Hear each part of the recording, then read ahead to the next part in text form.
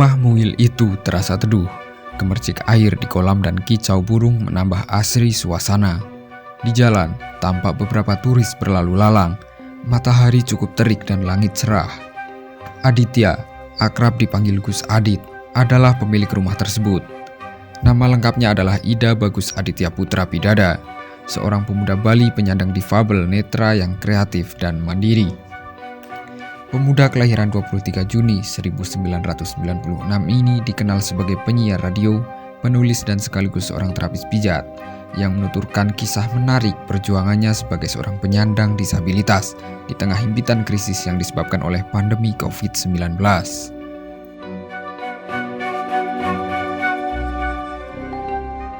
Saat pandemi COVID-19 mulai menerpa 2 tahun lalu, pariwisata di Bali terkena dampak serius. Wisatawan yang biasanya memenuhi objek-objek wisata tak terlihat lagi. Area-area utama seperti Ubud, Kuta, dan Sanur sontak sepi. Banyak usaha tutup, baik sementara maupun permanen. Keadaan itu juga berdampak signifikan bagi para difabel netra yang sebagian besar membuka jasa pijat tak terkecuali Gus Adit.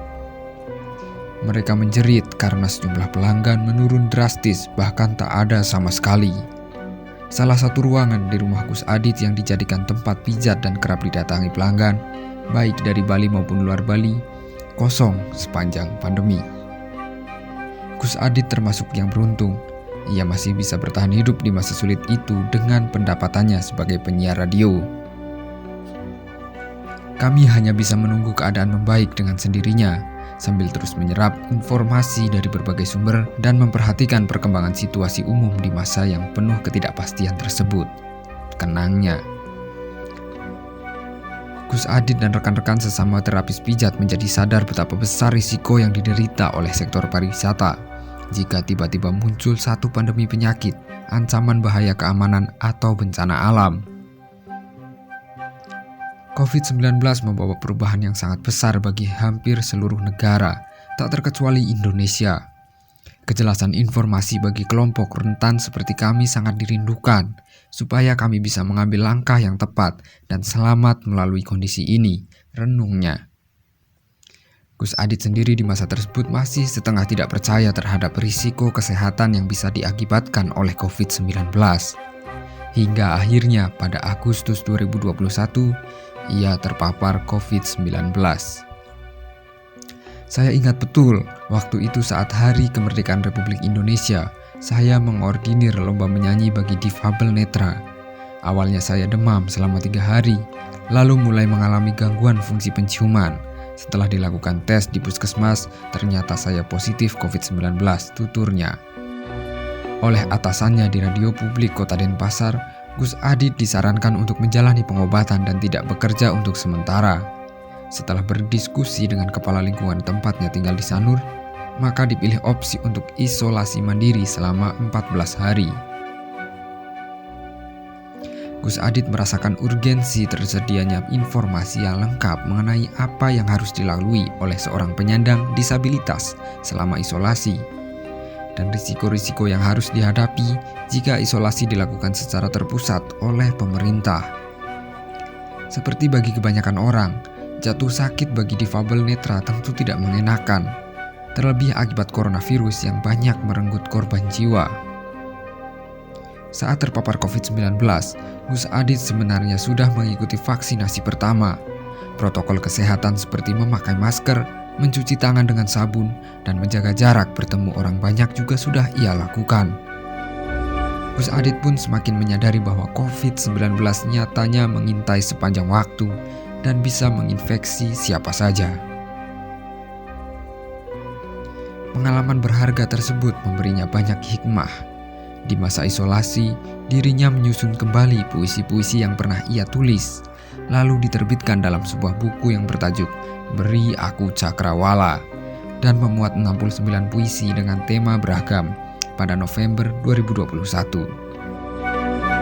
Masyarakat umum mungkin mengira penyandang disabilitas, terutama disabilitas netra, tidak mengerti tentang pandemi COVID-19 karena keterbatasan mereka dalam menangkap stimulasi dalam berbagai format. Namun jangan salah, para difabel netra terutama yang berasal dari generasi muda ternyata sangat melek teknologi.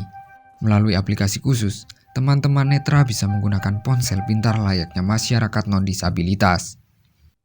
Perkembangan pandemi COVID-19 bisa mereka akses melalui internet, menelepon, mengirim dan menerima pesan WhatsApp, bahkan mengikuti pertemuan via Zoom bisa mereka lakukan, pun membaca artikel dan menonton video di YouTube berkat teknologi yang semakin canggih saat ini. Itu pula yang dilakukan Gus Adit sepanjang masa pandemi.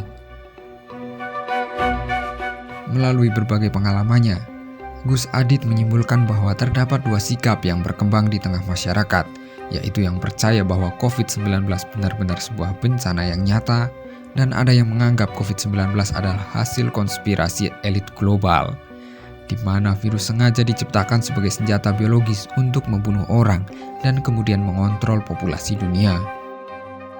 Bagi penyandang disabilitas netra, jelas Gus Adit, keberadaan organisasi sangat penting untuk saling berbagi pengetahuan dan membangun solidaritas.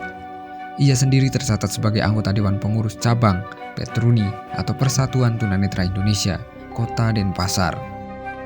Organisasi tersebut memfasilitasi dan memberi kemudahan bagi para difabel netra untuk mengikuti vaksinasi COVID-19.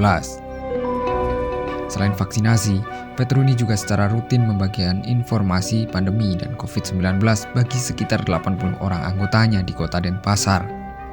Gus Adit sendiri telah menjalani 3 kali vaksinasi, termasuk vaksin booster.